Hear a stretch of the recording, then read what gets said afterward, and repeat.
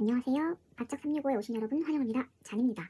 다들 스터디 진행에 대한 궁금증이 많으실 텐데요. 몇 가지 추려서 OT 영상을 제작하게 되었습니다.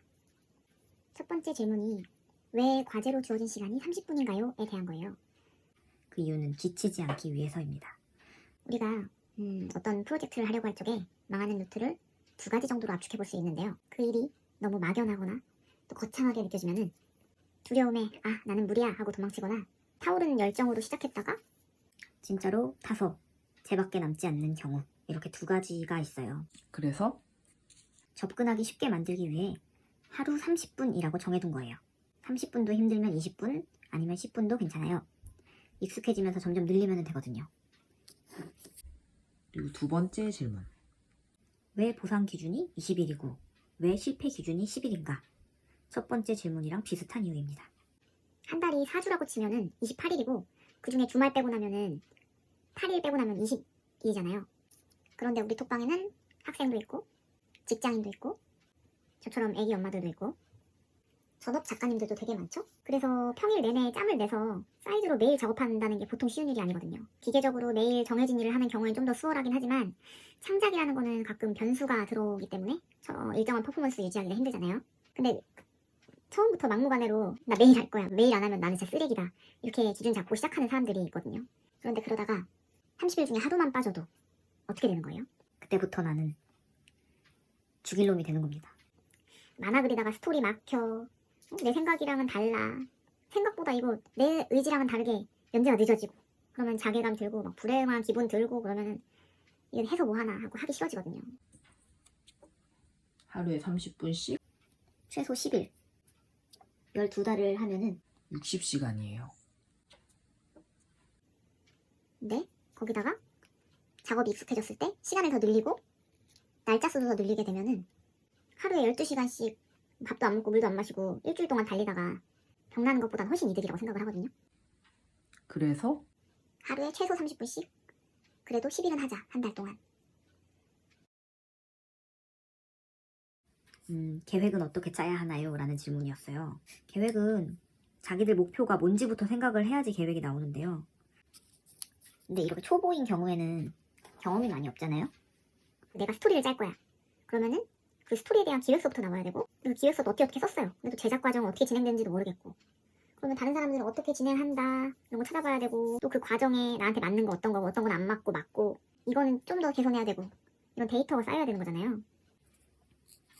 그래서 우리는 이 데이터를 시행착오라고 합니다. 그런데 이 시행착오의 시간이 되게 오래 걸릴 거예요. 그래서 초조해 하면은 안 돼요. 예를 들어서 나 6개월 뒤에 웹소설 세이브를 20화를 할 거야. 웹툰을 10화를 만들 거야. 근데 내가 웹툰 글콘티 짜는데 얼마나 시간이 걸리는지도 모르고, 내가 1시간 동안 소설을 몇 자 쓸 수 있는지도 몰라요. 한 달 정도 지나고 나면은 1화도 택도 없는 상황이 생기기도 해요. 웹툰 같은 경우는 거의 1화 제작하는데 진짜 긴 사람들은 1년도 걸리거든요. 그럼 마감 날짜가 다가오잖아요. 그렇게 되면은 원래 이렇다는 걸 모르기 때문에 두려워지기 시작해요. 그래서 난 재능이 없나 봐, 때려쳐야겠다, 좌절을 하게 됩니다.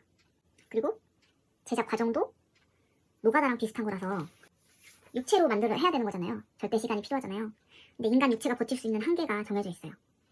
그래서 초보자의 경우에는 일단 해보면서 기록하는 경험은 진짜 중요한 거예요.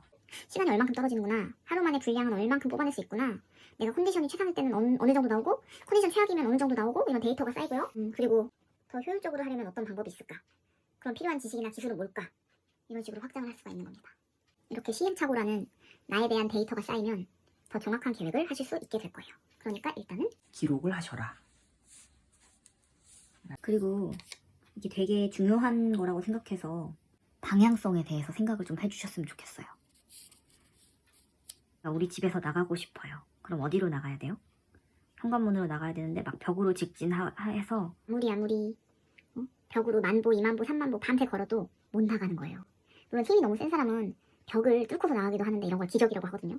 그래놓고 더러운 세상 이러면서 막 욕하고, 그러면은 밖에서 그거 보고서 뭐라고 부를까요? 네, 미친놈이라고 부릅니다.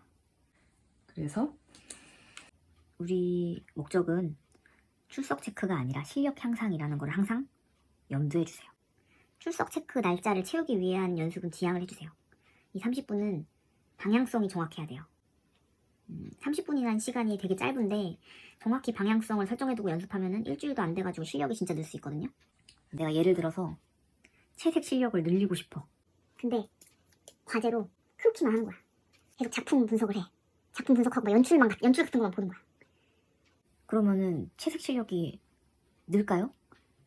뭐 그 과정에 배우면서 늘 수는 있지만 그래도 내가 30분 동안 채색에 대한 방향성 잡아서 진득하게 연습하는 거랑은 완전 차원이 틀릴 거예요.